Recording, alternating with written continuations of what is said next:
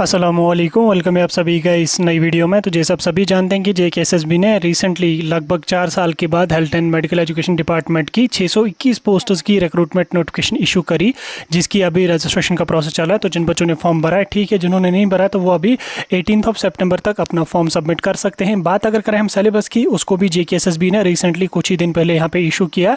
तो जितनी भी पोस्टर्स इन 621 पोस्टर्स में एडवर्टीजमेंट जिन जिन पोस्टर्स की आ चुकी है, उन सभी पोस्टर्स का जो सिलेबस रहेगा क्या रहेगा वो यहाँ पे JKSSB ने इशू किया है। फिलहाल इस वीडियो में मैं आपके साथ जो जूनियर फार्मासिस्ट या ड्रेसर की जो वैकेंसीज हैं, इसमें अगर हम देखेंगे जूनियर फार्मासिस्ट की लगभग 100 पोस्टर्स हैं, उनका सिलेबस क्या रहेगा, क्या कुछ सिलेबस JKSSB ने इशू किया है, उसी को हम समझने की कोशिश करेंगे। इसलिए ये वीडियो इंपॉर्टेंट रहेगा। इस वीडियो को एंड तक देख लेना, चैनल को भी सब्सक्राइब कर देना, व्हाट्सएप और टेलीग्राम ग्रुप ज्वाइन कर लेना, लिंक डिस्क्रिप्शन में आपको मिल जाएगी। तो चलिए वीडियो को शुरू कर ले। तो देख लेते हैं यहाँ पे JKSSB जूनियर फार्मासिस्ट के सिलेबस के बारे में। अब देखो, ये जो सिलेबस आपका आया है, इसमें कुछ पोर्शन ऐसा है जो फार्मेसी के रिलेटेड है ही नहीं, यानी कि कुछ पोर्शन इन्होंने नर्सिंग से डाला, और नर्सिंग में भी कुछ ऐसे पोर्शंस इन्होंने डाले हैं, कुछ ऐसे टॉपिक्स इन्होंने इस सिलेबस में डाले हैं जिसके साथ एक फार्मासिस्ट का कोई कनेक्शन होता ही नहीं है। बहरहाल JKSSB जूनियर फार्मासिस्ट का सिलेबस यही है।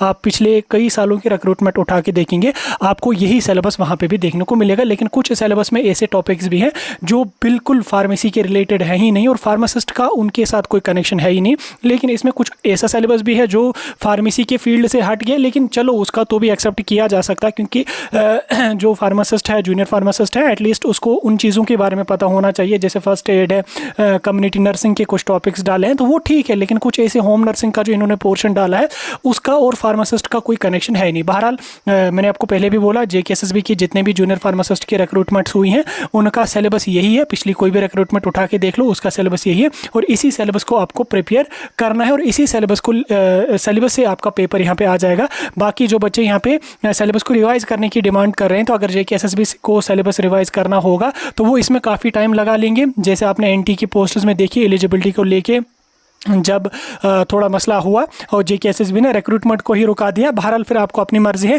फिलहाल हम यहाँ पे सिलेबस को समझने की कोशिश करेंगे। देखो, जो हमारा पेपर रहेगा वो 120 क्वेश्चंस का रहेगा, 120 मार्क्स आ जाएंगे, जो आपको पता है। इसमें सबसे पहला हमारा पोर्शन जो है एनाटमी फिजियोलॉजी यहाँ पे, जिससे आपके टोटल 20 मार्क्स रहेंगे। और इन एनाटमी फिजियोलॉजी में आप यहाँ पे इन्होंने क्लियर कट करके डाला है कि कौन कौन सा टॉपिक आपको पढ़ना है। जैसे यहाँ पे आपका एलिमेंट्री फिजिक्स एंड केमिस्ट्री आपको पढ़नी है, कैरेक्टरिस्टिक्स ऑफ लिविंग मैटर है। देन उसके बाद एनाटमी फिजियोलॉजी में अगर आप नीचे आके देखेंगे, tissue, bones, blood, heart and blood vessel, circulatory system, lymphatic system, respiratory system, digestive system, ये पूरी की पूरी एनाटमी और फिजियोलॉजी इन्होंने यहाँ पे डाली है। तो ये चीज़ें आपको इसमें पढ़नी पड़ेंगी। और उसके बाद इन्होंने यहाँ पे नेशनल हेल्थ प्रोग्राम का भी मेंशन करा है, तो नेशनल हेल्थ प्रोग्राम के रिलेटेड भी थोड़ी सी चीज़ें आपको पता होनी चाहिए।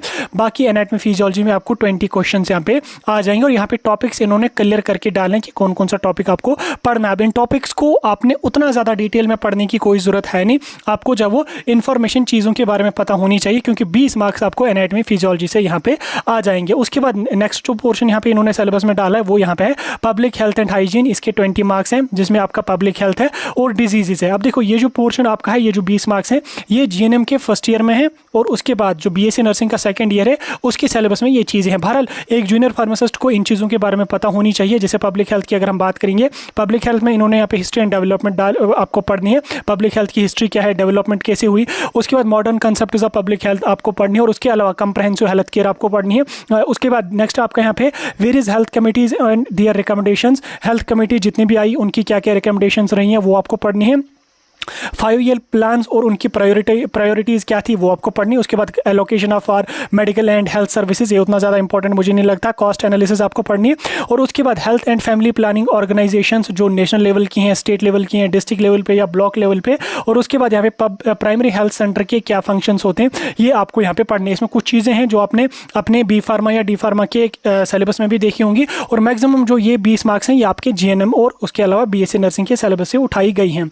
उसके बाद डिजीज़ की अगर हम बात करेंगे, डिजीज़ में आपको डेफिनेशन वगैरह आपको पता होनी चाहिए, concept and practice of disease आपको पता होना चाहिए, measurement of disease frequency, investigation कैसे करते हैं या हम इन्वेस्टिगेशन कैसे करेंगे आउटब्रेक या कंट्रोल किसी भी फील्ड ट्रायल का। और उसके बाद यहाँ पे इंसेक्टिसाइड रेजिस्टेंस, स्टरलाइजेशन, डिसइंफेक्शन इन्होंने यहाँ पे भी डाला है। और स्टरलाइजेशन डिसइंफेक्शन इन्होंने जो स्टरलाइजेशन को इन्होंने एक अलग पोर्शन भी डाला है जिसके आपके 10 मार्क्स हैं, उसको भी हम समझ लेंगे। तो यहाँ से आपको 20 मार्क्स आ जाएंगे कम्युनिटी नर्सिंग से, 20 मार्क्स आ जाएंगे आपको पब्लिक हेल्थ और डिजीज़ के उसके बाद नेक्स्ट हम चलेंगे। नेक्स्ट हमारे पास यहाँ पे है जो पूरा का पूरा फार्मेसी के रिलेटेड है, इसमें मेडिकल की मेडिसिन की इन्फॉर्मेशन, एंटीबायोटिक्स की इन्फॉर्मेशन। अब इसमें आपके 20 क्वेश्चन यहाँ पे रहेंगे, जिसमें आपके बहुत सारे सब टॉपिक्स यहाँ पे दिए गए हैं। इसमें आपका फार्माकोलॉजी भी आ जाएगा, इसमें आपका मेडिसिनल तो नहीं है, इसमें फार्माकोलॉजी है, फार्माकोग्नोसी है, इंडस्ट्रियल फार्मेसी है, और उसके अलावा बाकी सब्जेक्ट्स भी हैं। अब क्या क्या चीज़ें आपको इसमें पढ़ने, kindness of drugs, characteristics of drugs, और उसके बाद यहाँ पे बल्सम्स एंड गम्स आपको पढ़ने,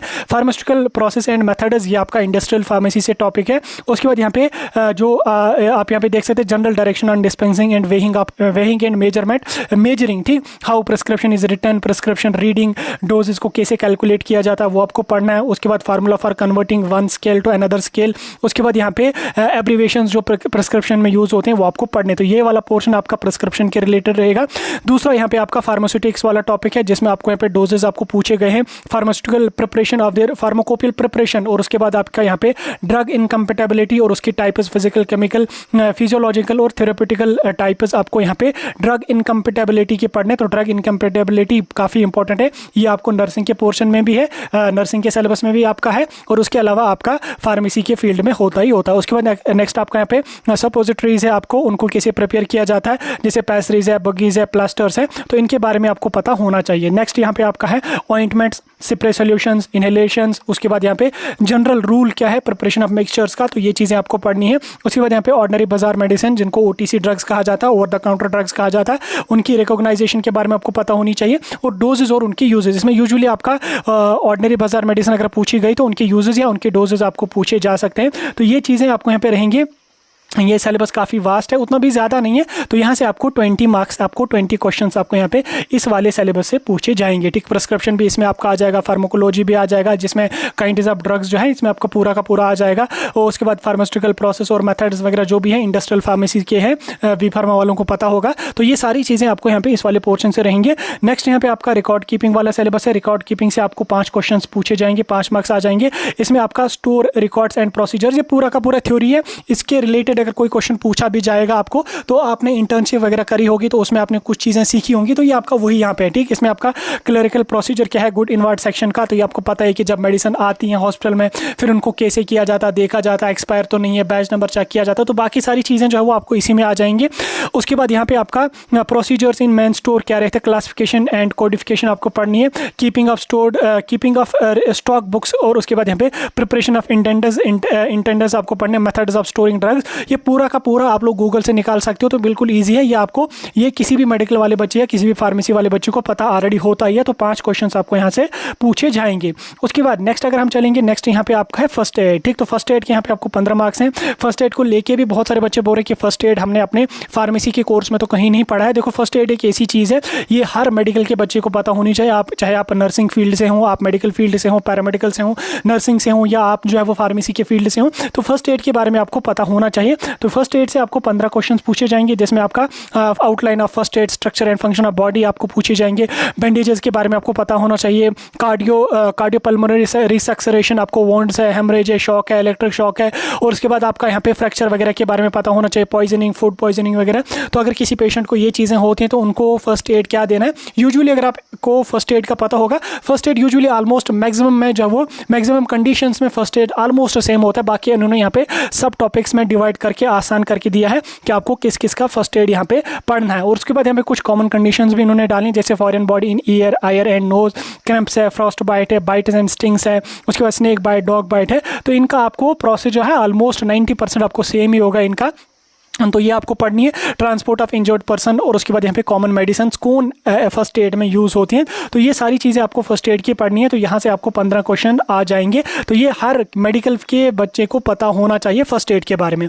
अब देखो ये जो इन्होंने यहाँ पे नेक्स्ट 10 मार्क्स डाले ना होम नर्सिंग के, ये बिल्कुल गलत है। फार्मासिस्ट का इनके साथ कोई कनेक्शन नहीं है। देखो फार्मासिस्ट का क्या कनेक्शन है नर्सेज के साथ, चलो ठीक है, इतना तो ठीक है। यहाँ पे इन्होंने आगे चल के क्या सब टॉपिक्स इन्होंने इसमें डाले हैं, आप यहाँ पे देख सकते हैं। Sick room, bed making, patient toilet, क्या फार्मासिस्ट जो होता है, जूनियर फार्मासिस्ट है, सीनियर फार्मासिस्ट है या फार्मासिस्ट जो हॉस्पिटल्स में होते हैं, क्या वो पेशेंट के टॉयलेट्स को देखते हैं, क्या वो बेड मेकिंग का काम करते हैं, क्या वो सिक रूम की मैनेजमेंट करते हैं, क्या वो बाकी चीज़ें करते हैं पेशेंट्स के रिलेटेड? ये फार्मासिस्ट का काम होता ही नहीं है, ये नर्सेज का काम होते हैं, स्टाफ नर्स या जूनियर स्टाफ नर्स जो होते हैं उनका काम होता है। और ये उनके सिलेबस में भी है, उनके सिलेबस में है, चाहे नर्सिंग हो या जीएनएम हो, बीएससी नर्सिंग हो या जीएनएम हो या एफएम पीएचडब्ल्यू हो, उनके सिलेबस में ये सारी चीज़ें होती हैं। तो ये यहाँ पे इन्होंने डाली हैं, जो कि इसमें कुछ ऐसे टॉपिक्स हैं जो फार्मासिस्ट के साथ कोई कनेक्शन है नहीं, बहरहाल अब इन्होंने सिलेबस में डाली हैं। तो ये चीज़ें आपको पढ़नी पड़ेंगी, जैसे सिक रूम है, बेड मेकिंग, पेशेंट टॉयलेट है, observation of sick, infection, surgical techniques हैं, डाइट है, मेडिसिन है। देखो फार्मासिस्ट का क्या कनेक्शन है पेशेंट की डाइट के साथ? ये तो कोई है ही नहीं, ये तो न्यूट्रिशन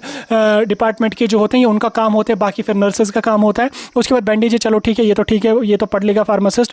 फर्दर ऑब्जर्वेशन क्या करने, इम्यूनिटी एंड इन्फेक्शन डिजीजेज क्या है, और बाकी चीज़ें भी आप यहाँ पे देख सकते हैं। हॉस्पिटल सर्विसेज क्या है, नर्सिंग इन स्पेशल डिजीजेज। देखो नर्सिंग इन स्पेशल डिजीजेज यानी कि स्पेशल डिजीजेज में नर्सेज का क्या रोल रहता है, तो ये फार्मासिस्ट का तो काम होता नहीं है, लेकिन इन्होंने यहाँ पे सिलेबस में डाली है, क्योंकि कभी कभी फार्मासिस्ट्स को भी जो वार्ड्स में लगाया जाता है या कभी कभी फार्मासिस्ट्स को जो वो कैजुअलिटीज़ वगैरह में लगाया जाता है, तो उस रिलेटेड यहाँ पे ये चीज़ें आपको पढ़नी पड़ेंगी। ठीक, इन चीज़ों के बारे में पता होना चाहिए। उसके बाद हेल्थ एजुकेशन यहाँ पे इन्होंने डाला है, हेल्थ एजुकेशन से आपको 5 मार्क्स आ जाएंगे। ये आपका नर्सिंग के सिलेबस में भी है और ये आपका फार्मेसी के सिलेबस में भी है, और ये चीज़ें आपको पैरामेडिकल के सिलेबस में भी देखने को मिलेंगी।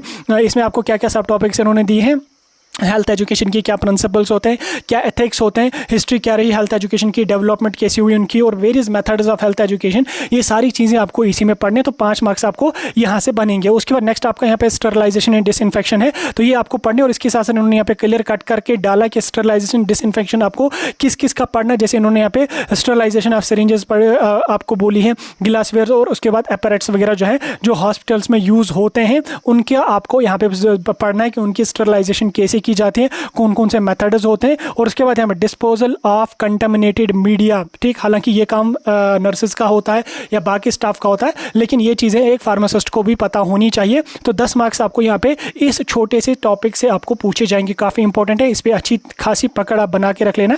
उसके बाद नेक्स्ट यहाँ पे आपका है सर्जिकल इंस्ट्रूमेंट्स। ये जो सिलेबस आपका है, ये आपका कुछ सिलेबस आपका जीएनएम और बीएससी, जीएनएम में तो नहीं, यूजुअली बीएससी नर्सिंग के सिलेबस में आपको देखने को मिलेगा, और मैक्सिमम पोर्शन जो आपका है जो बीएससी ऑपरेशन थिएटर टेक्नीशियन का कोर्स करते हैं या डिप्लोमा ऑपरेशन थिएटर टेक्नीशियन का कोर्स करते हैं, तो उनके सिलेबस में ये चीज़ें मेंशन है। आपके सिलेबस में भी डाली हैं इन्होंने, 15 मार्क्स आपको यहाँ पे इनसे डाले हैं। इसमें आपको सर्जिकल इंस्ट्रूमेंट्स और उनकी यूजेस और उनका नाम और उनके यूजेस आपको पढ़ने हैं। ठीक, जैसे यहाँ पे बहुत सारी सर्जिकल ट्राइज होते हैं, उनमें कौन कौन से इंस्ट्रूमेंट्स होते हैं, उनका क्या नाम है और उनका क्या यूज़ है, बस इतना आपको पढ़ना है, ज़्यादा डेप्थ में नहीं पढ़ना है आपको। ठीक, ज़्यादा डेप्थ में नहीं जाना है, थोड़ा थोड़ा आपको यहाँ पे इनके बारे में पढ़ना है। उसके बाद यहाँ पे प्रिपरेशन कैसी की जाती है ट्रेज की, तो वो यहाँ पे इन्होंने डाली है। हालांकि जो थिएटर ट्रेज होते हैं ये थिएटर टेक्नीशियंस का काम होता है, ये फार्मासिस्ट का काम नहीं है, लेकिन एक फार्मासिस्ट को इन चीज़ों के बारे में भी पता होना चाहिए। तो ये सारी ट्रेज के बारे में आपको पढ़ना है, उनको कैसे प्रिपेयर किया जाता है, उनमें कौन कौन सी चीज़ें यहाँ पे डाली है, तो कौन कौन से इक्विपमेंट्स वहाँ पे होते हैं वो चीज़ें आपको यहाँ पे डाली है। और ये सारी चीज़ें उन्होंने यहाँ पे ट्रेज के बारे में ही आपको डाली है, डिफरेंट टाइप की ट्रेज है,